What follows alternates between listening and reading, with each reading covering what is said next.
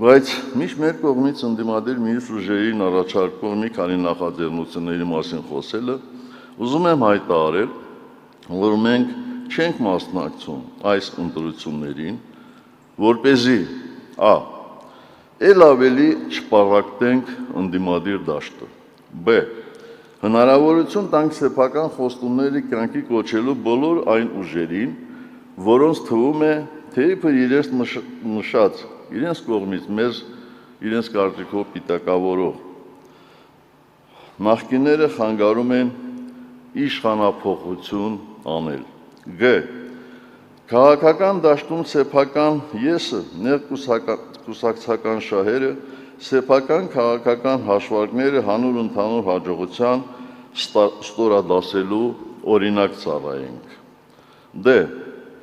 Եվ վերջապես այդ որոշումը մեծապես պայմանավորված է նաև այն հանգամանքով, որ մանրակրկիտ տարված սոցիոլոգիական հետազոտությունները ցույց են տալիս, որ հանրապետականները եւ մեր համակիրները գրեթե առանց բացառությունների պատրաստվում են մասնակցել ընտրություններին եւ քվեարկել միայն ու միայն ընդդիմադիր քաղաքական ուժերի օգտին։ Այսինքն, մեր ընտրողների ձայները չեն կորչելու, այլ միանալու են ընդդիմադիր ուժերին ընտրողների ձայներին, նպաստելով այս իշխանությունների վերարտադրման կասեցմանը։ Կյանքով եւ պայքարով կոփված մեր էգոն, հարգելի կուսակիցներ, երբեք չի վերածվել եւ չի վերածվելու էգոիզմի, դա անթույլատրելի է։ Այս որոշումը մեզ հեշտ չի տրվել, բայց կասկած չունեմ, որ դրա համար մենք երբեք չենք ամաչելու, ճիշտ հակառակը,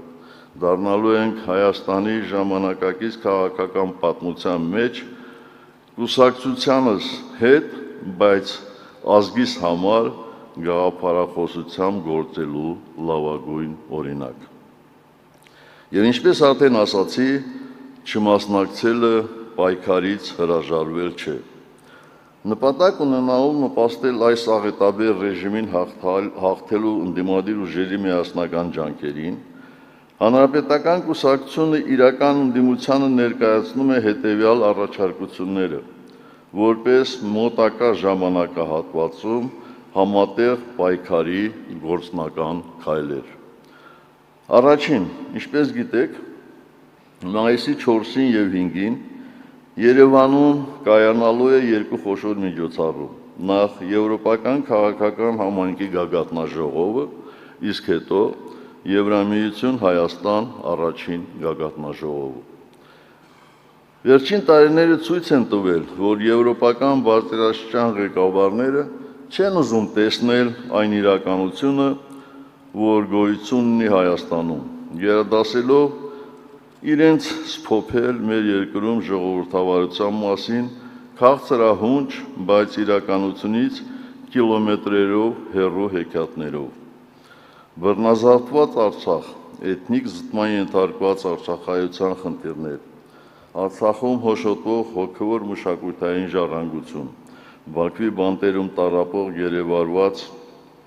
պատանդարված հայեր, քաղաքական բանտարկյալներ Երևանում, անօրինական հարձակումներ եւ ճնշումներ հայ առաքելական եկեղեցու վրա, խոսքի ազատության աննախադեպ սահմանափակումներ, իշխանազավթ քաղաքական ուժի կողմից հրահանգավորվող ոստիկանական եւ դատական համակարգեր իրենց հակաօրինական գործողություններով, ահա այն ամենը,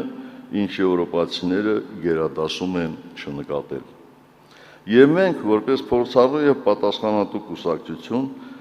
առաջարկում ենք մյուս ընդդիմադիր ուժերին, որոնք ըստ ամենայնի զբաղված կլինեն բացառապես իրենց քարոզարշավներով, մեզ վերապահել այդ միջոցառումների օրերին համատեղ,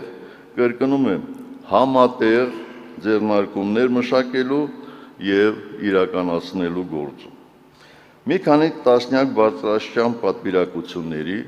օրենքի եւ եվրոպական քաղաքական մշակույթի շրջանակներում պետք է ներկայացնել ամբողջ իրականությունը Հայաստանի ժողովրդավարության մասին։ Այն, ինչ այս ռեժիմը պլանավորել է որպես նախընտրական խնջույք, պետք է եւ կարող է դառնալ